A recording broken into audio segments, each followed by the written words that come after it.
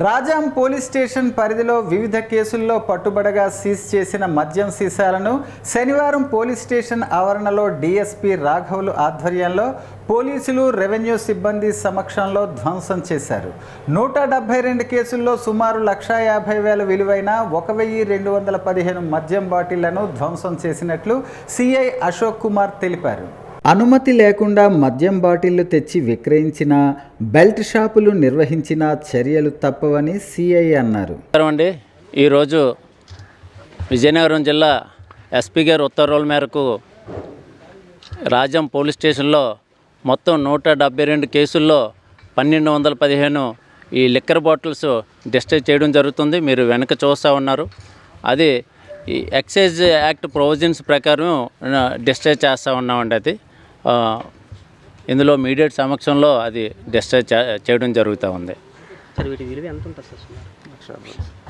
సుమారు 1,50,000 విలువ అండి. ఇవి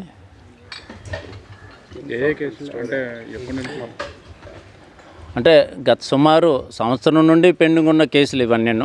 మొత్తం 172 కేసులు, 1,215 బాటిల్స్. ఇందులో half bottles, quarter bottles, full bottles, beer bottles, brandy అన్నీ ఉన్నాయండి. అవి టోటల్ 1,215 బాటిల్స్.